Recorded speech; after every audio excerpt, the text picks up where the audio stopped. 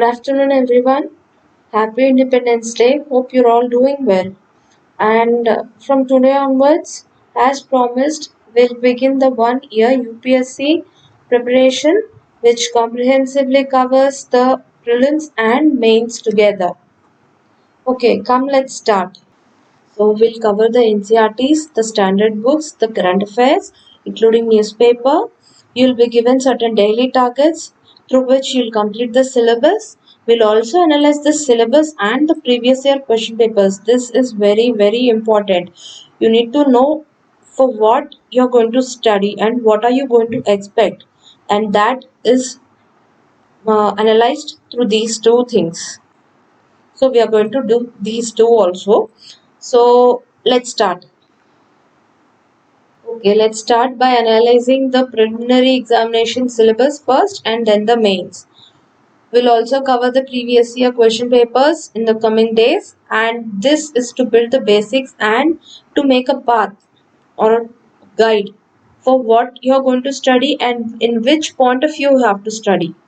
So we'll do this exercise in the initial days. So the preliminary examination syllabus, it consists of two papers, basically paper 1 general studies and paper 2 CSAT, each of 200 marks and of 2 hours duration. And in the preliminary examination we have to cover the vast current affairs, the history of India and the Indian national movement, and here the history of India includes the ancient, medieval and the modern history.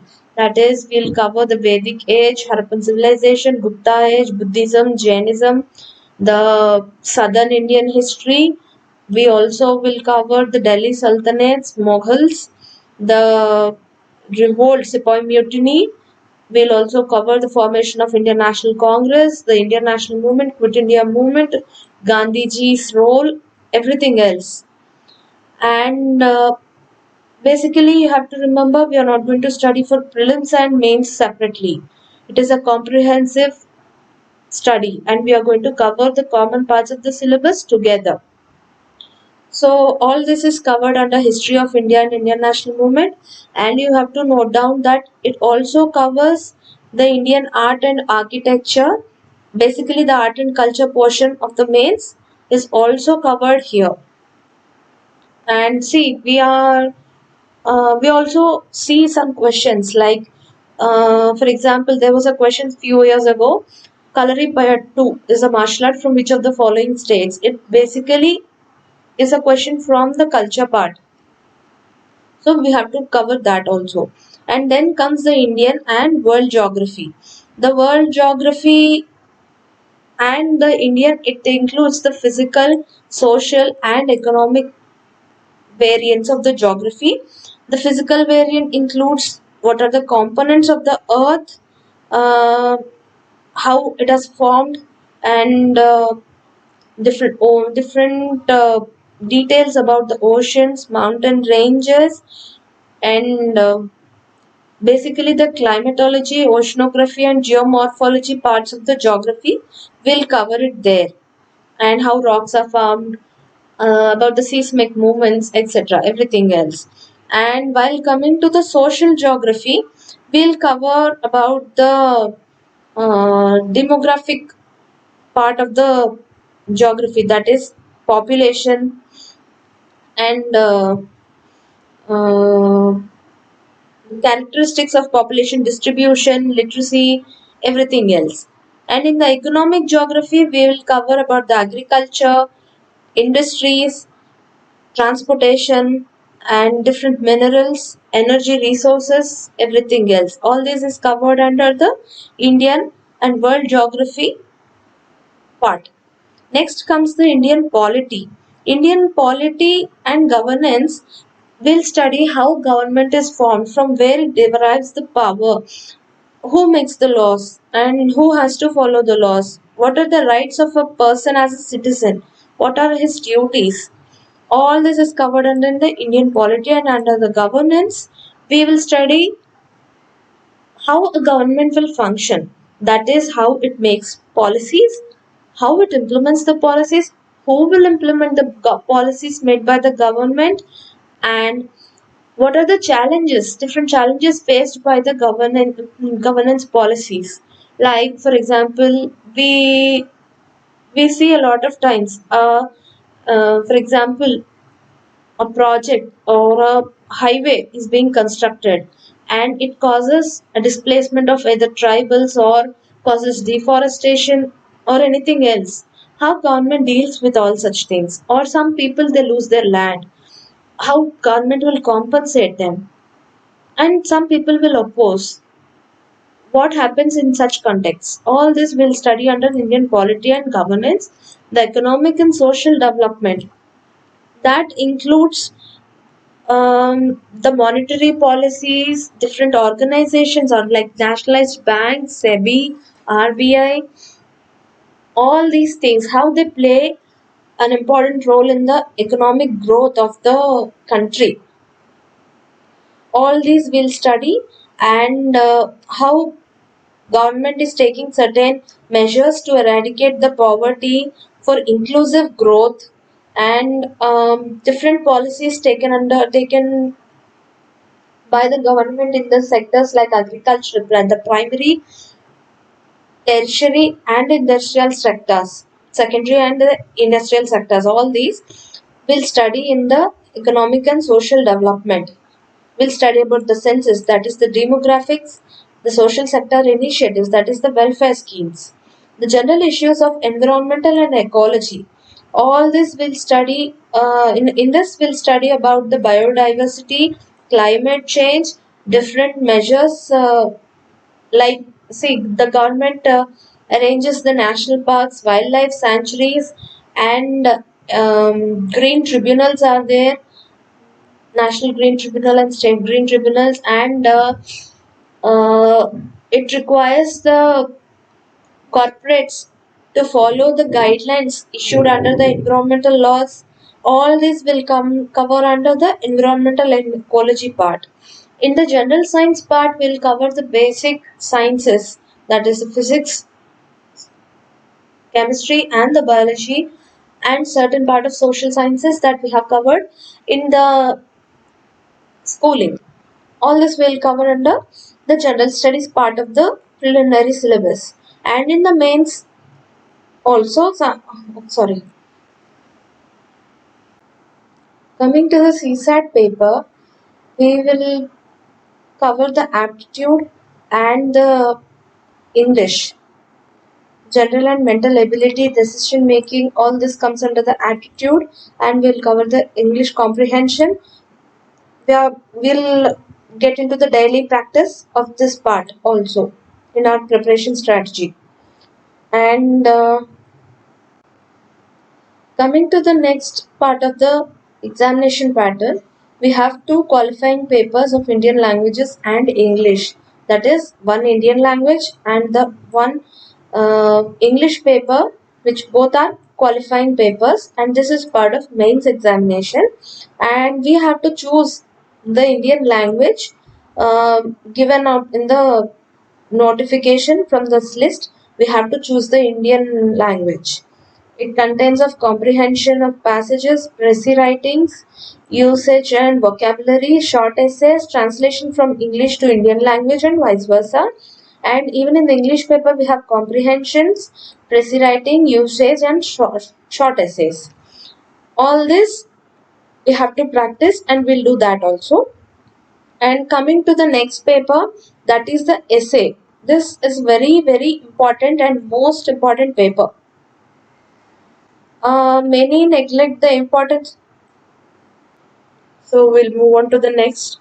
Next comes the essay paper, and this is the most important part of the UPSC examination and most neglected part. We many times feel that we have not lot of information on a particular topic, but it requires practice and repetition for streamlining and making a proper essay for putting it down on paper. It takes a lot of practice, and we'll do that also. And coming to the next, this is the general studies paper 1 of mains. It consists of the It says Indian heritage and culture, history and geography of world and society. Basically, it has this following parts. That is, the Indian culture will cover the salient aspects of art and art forms of literature, architecture from ancient to modern times. We'll cover the ancient, medieval, and modern related art and architecture. Basically, we have to cover the history part also because they are deeply interlinked. So we can't ignore the history and read art and culture. So we have to cover both along with the modern architecture also. It covers the modern Indian history from about middle of 18th century until the present, the significant events, personalities and issues. That is the important personalities that have taken part in the freedom struggle, what issues have arisen and what are the different policies that the Britishers implemented and the significant events that took place. All this will cover under the modern Indian history part. The freedom struggle, its various stages, important contributions and contributors from different parts of the country. See, the freedom struggle was at different stages in different parts of India at one particular point of time. Like at any given point of time, we see freedom struggle was not uniform for most of part of the history. So we'll study at which place what is happening. All this we'll have to study. And the post-independence consolidation and reorganization within the country. Like we got the independence, but after that, what next? How India came together and like what under what circumstances the current present day India was formed, and what are the different conflicts that happened to occur, and how India was reorganized, and what are the basic initial policies that were brought into implementation for governance. All this we'll study under the post-independence consolidation and reorganization. Along with that, we'll study the world history. History of the world includes the events from 18th century such as industrial revolution, world wars, withdrawal of national boundaries, colonialization, decolonialization, political philosophies like communalism, capitalism, socialism, their forms, effects of the society.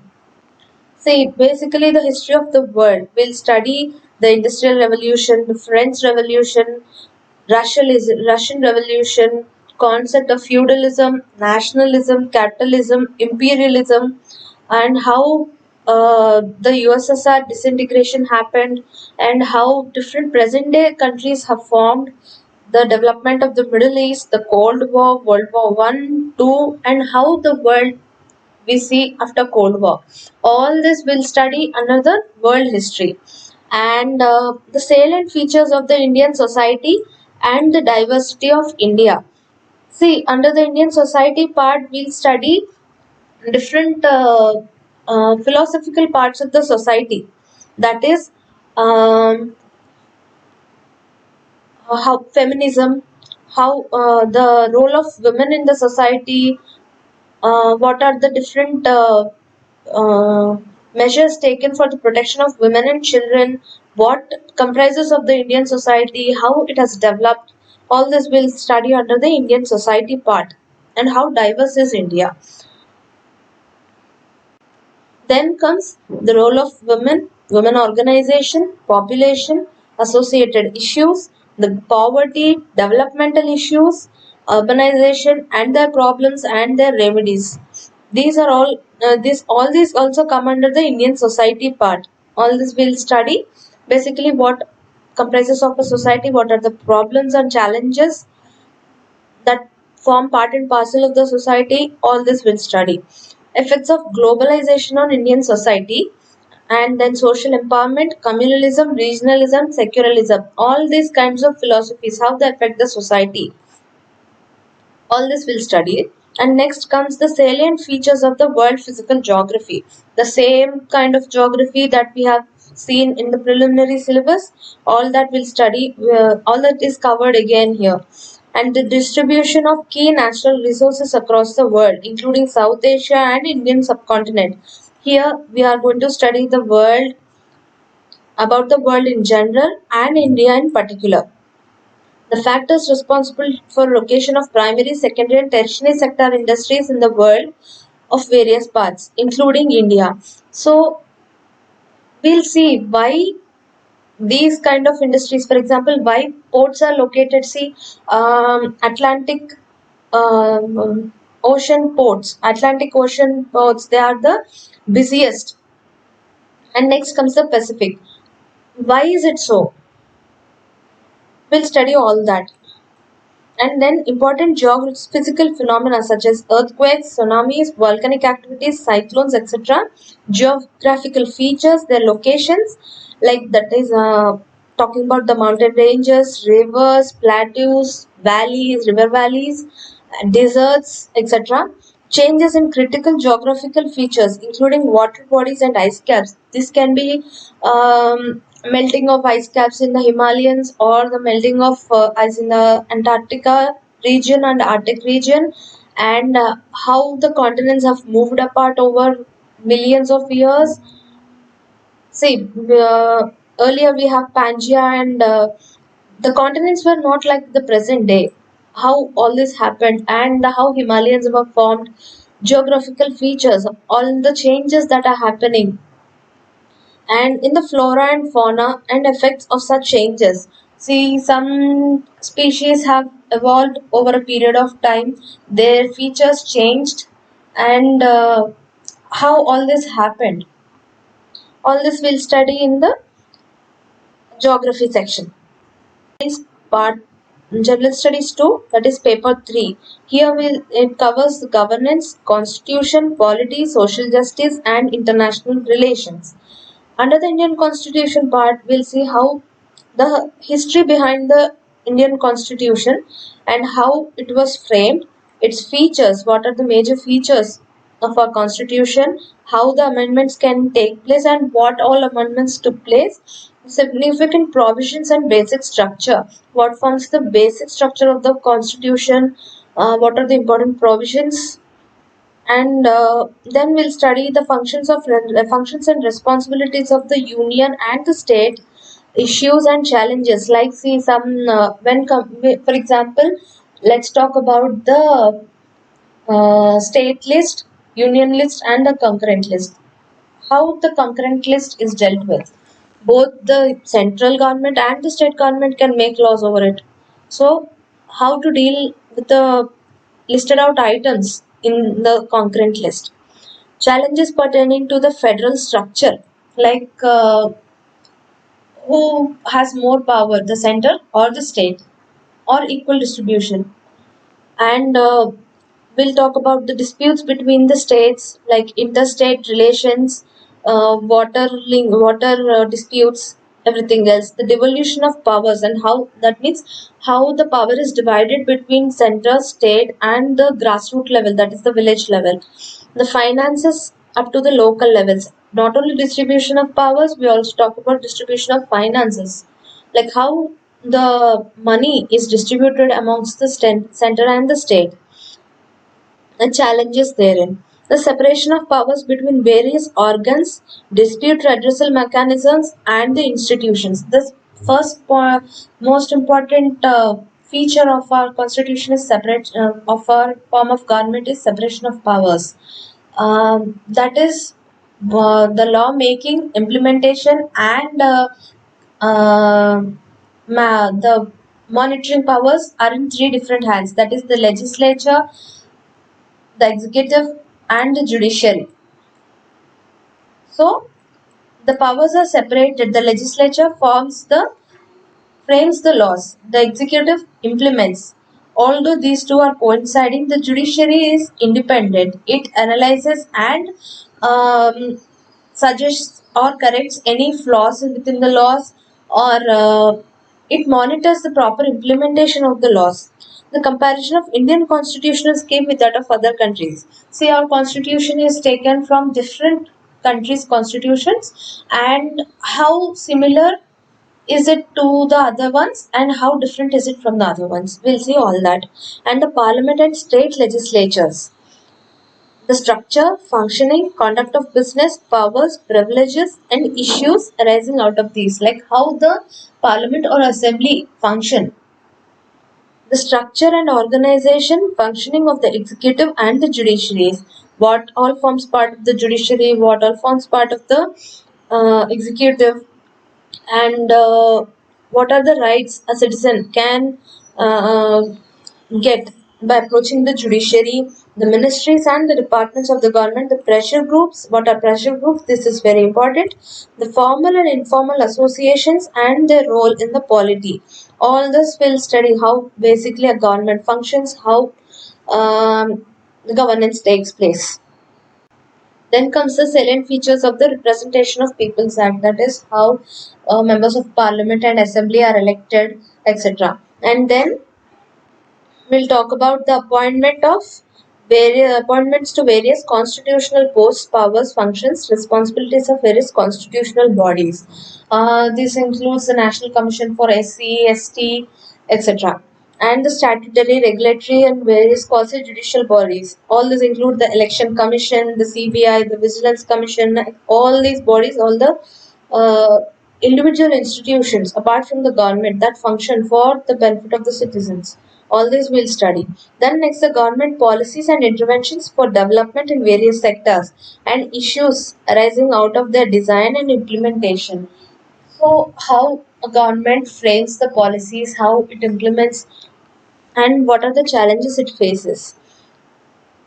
Development processes and the development industry, role of NGOs, self-help groups, various groups and associations, donors, charities, institutions and other stakeholders, all the other part of the society that form part of the stakeholders of the government. Then comes the welfare schemes for vulnerable sections of the population by center and the states. The center and the state governments both they undertake some welfare schemes for the eradication of poverty, educating the population, and preserving their health and inclusion. So, what are all they, and how they are performing, and how successful are they, and how they are implemented? What laws govern them? Which bodies govern them? All these we'll study in the welfare schemes subsection. Issues relating to the development and management of social sector or services relating to health, education, and human resources. This also will study. And the issues relating to poverty and hunger. All this comes under the welfare schemes that we are going to study as a part of the governance part and syllabus for governance part.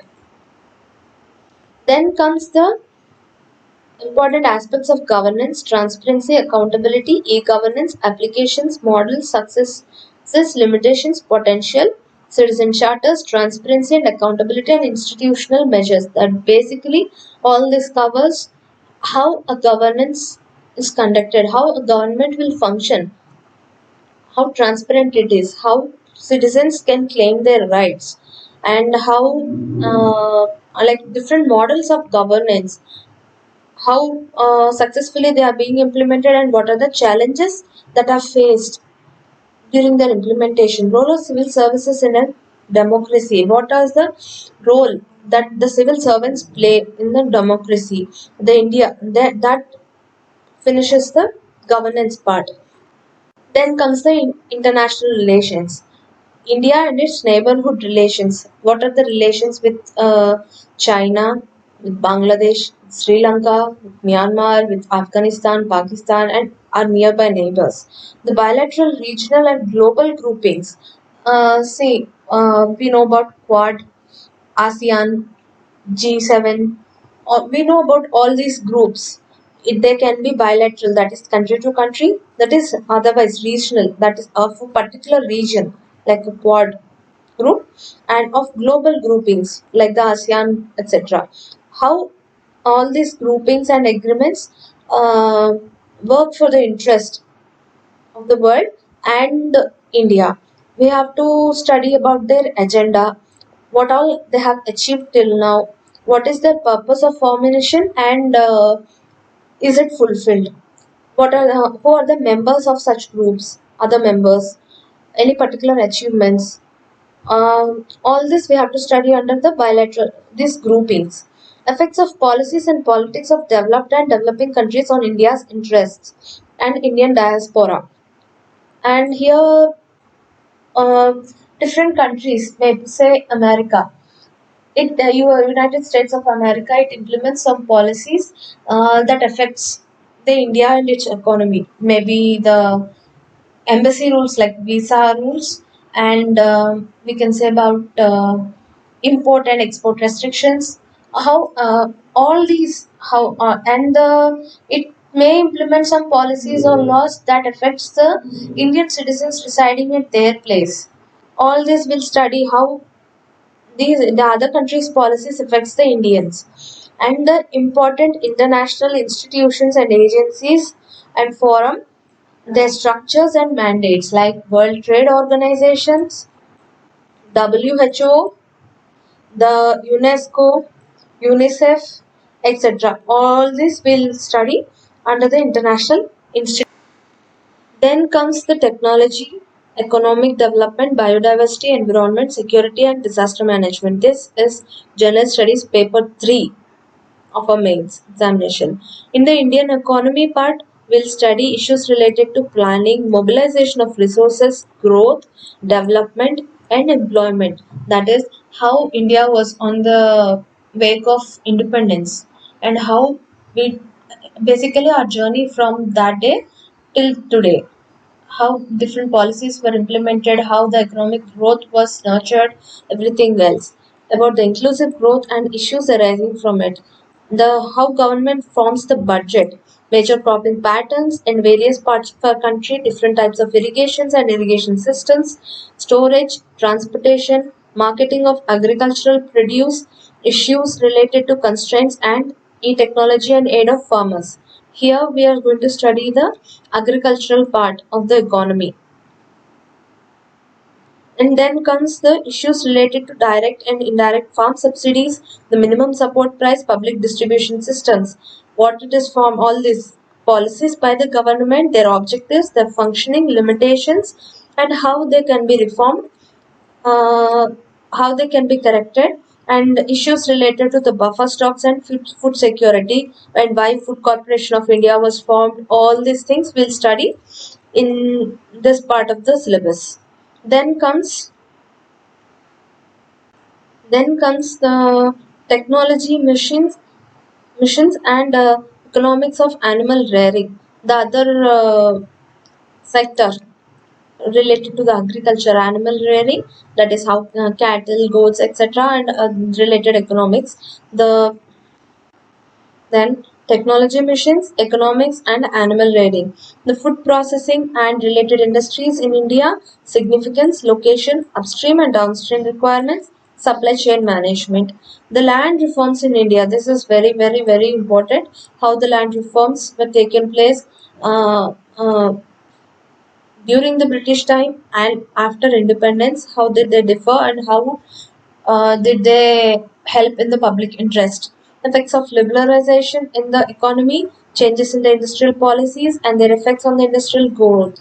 All this will study under the economic section. Infrastructure, energy, ports, roads, airports, railways, etc. Different investment models. All this are covered under the economics part of the syllabus. Then comes science and technology, development of their application in everyday life, like we can say Internet of Things, artificial intelligence. We need to know about all this. Uh, we need to have a basic idea.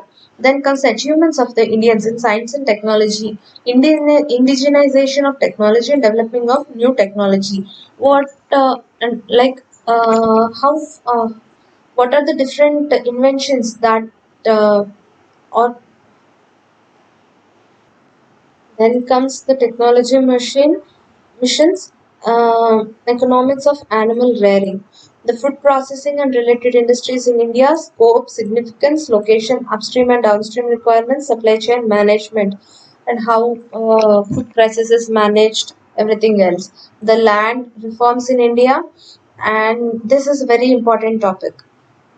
We have to make comparison on about how the land reforms happened during the British time and after independence. The effects of liberalization on the economy, changes in the industrial policies, their effects on in the industrial growth. All this we have to study. Then comes the infrastructure, energy, sports, roads, airports, railways. Uh, and National Highway Authority of India. About all this, we'll have to study, and different investment models. Also, we'll study in the economic section of the syllabus. Then comes science and technology, the developments and their applications of various and effects in the everyday life. See, different technologies have developed. Like we can talk about artificial intelligence, Internet of Things, all these, how they are affecting our lives, their positives and the flaws. Achievements of Indians in science and technology, indigenization of technology, development of new technology, awareness in the fields of IT, space, computers, robotics, nanotechnology, biotechnology, and issues relating to the intellectual properties of property rights. So we'll talk about different kinds of satellites or space missions that have taken place or undertaken by the Indian organizations, everything else. Now, how far we have gone in the field of science and technology, we have studied that. Then comes the environmental part, the conservation, environmental pollution, degradation, environmental impact and assessment. The same portion of the environment syllabus that we have discussed in the preliminary syllabus. Then comes the disasters and disaster management, how disasters occur, their geographical angle also, along with that how governments react and what can be done to prevent them or decrease the loss. All this we'll study under the disaster management. Linkages between the development and the spread of extremism. Here comes the security, internal security part. Extremism including militancy, Naxalism, all this we'll study under this topic. Role of the external state and non-state actors in creating challenges to the internal security. Like different organizations, there are banned organizations are there, banned political parties are there, how they influence the people and what makes the people join them. Then comes the challenges to the internal security through communication networks, role of media, social networking sites, and internal security challenges. Basics of cybersecurity, money laundering, and its prevention. How social media is affecting today's youth to joining the extremist groups, everything else. Security challenges and their management in the border areas. Like what are all the different forces that are placed in the border areas for the security, what challenges they face, and their management, how they are managed, and linkages of organized crime with terrorism. See, the terrorist money is funded through the money laundering processes, etc. So, how are they interlinked? The various security forces and agencies and their mandate. They all these come under the internal security part of the syllabus. Finally comes the General Studies paper 4, the ethics, integrity and aptitude. Basically, the recruiters of the civil services job, they want to test you like by giving case studies, how ethical are you, or uh, how emotionally you can relate with the victims, or they are testing your emotional intelligence, or your reacting, how you are reacting to a particular problem which you may face, or a problem of others. All this they are going to test under the ethics, integrity and aptitude paper. This paper will include questions to the test of candidates attitude and approach to the issues relating to integrity, probity in public life, his problem solving approach. This is important, to various issues, conflicts faced by him in dealing with the society. So how he deals with the uh, unaware public in very remote areas. They are not aware of the government schemes, or that government is for the people. They are not aware of this point. So how will he manage to include them in the governance? How will he manage them to take the benefits provided by the government? The questions may utilize the case studies approach to determine these aspects. See, the case studies can be asked, and you need to a hypothetical situation will be given, and you need to place yourself in the shoes of that particular DM or a collector, and you have to answer in that point of view. Ethics in human interface. Essence and determinants of consequences of ethics in human actions, dimensions of ethics in public and private relationships, human values, lessons from the lives and teaching of great leaders, their philosophies, reformers and administrators, role of a family, society and educational institutions in the inculcating values. See, ethics is not a subject that we have that we study in books. We need to develop it throughout our lives. And what role does a family, a society, or a school, or a college, or office for those who are working, how all these environments they play a role in developing a person moral or ethical values, how all these inculcates the values in a person. Attitude, the content, structure and function, its influence and relation with thoughts and behavior. Moral and political attitudes, social influence and persuasion. Attitude of a person, about that we'll study. Attitude and foundational values of civil services, what kind of attitude or approach is required for the civil services, what kind the different qualities that require, that is integrity, impartiality, non-partisanship, objectivity, dedication to public service, empathy, tolerance, compassion towards the weaker sections. These are all different qualities or characteristics required for a person to be recruited as a civil servant. So they expect you to know about these, and they not just the theoretical part, they also ask in the analysis part, and all this will be questioned in the interview also, all this will be tested in the interview level also. So you need to inculcate it in your values. Then comes the emotional intelligence concepts and their utilities, application and administration, and the governance. The emotional intelligence. And see, you should not be emotionally weak or rigid. Also, both are not advisable for this particular role of a job. So, how emotionally intelligent are you? All this will be tested under the ethics integrated aptitude paper. Then comes the contributions of moral thinkers, philosophers from India and different world. We'll do the philosophical part on a gradual basis, and different sayings, different ideologies that are put forward by different moral thinkers. All this we have to study.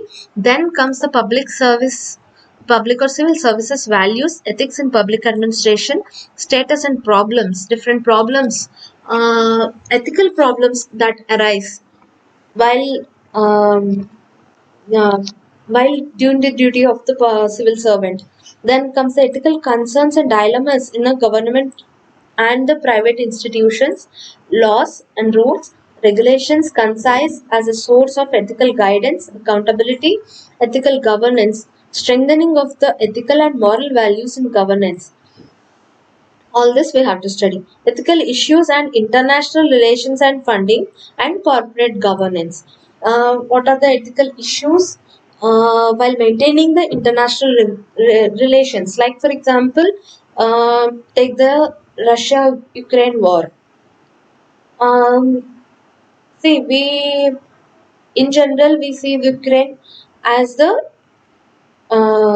victim here, that is Russia is being the uh, attacking party in this war. So, but still, we are neither fully supporting towards Russia. Our approach is a balanced one. So, what is ethical? Completely abandoning the Ukraine and supporting Russia, or what is right approach in this situation? This is an ethical issue. So, all this will study under the ethical issues in international relations part. And probity in governance, concept of public service, philosophical basis of governance and probity, information sharing and transparency in government, the right to information, codes of ethics, codes of conduct, citizens charter, work culture, quality of services delivery, and utilization of public funds and challenges of corruption. So basically, what is probity? Probity is having strong moral principles or honesty, and how honest are the people in the governance. So we'll uh, see how do we check if the person is not being corrected or not. See, checks and measures that are placed to see that the person is not corrupted or the system is not corrupted, what are all, how the efficiently the services are delivered, how we can make sure all this happens, and we'll see under this subsection. Then case studies on above issues. Finally comes the optional paper. Here the UPSC gives the choice to the candidates for a little higher standard of knowledge in any topic, in any subject that you choose. So you need to be well prepared for this optional paper, and it is a little higher standard than the graduate level, but a little lower standard to the master's level. Maybe you can call it as a honors level kind of examination, and you need to be well prepared for it.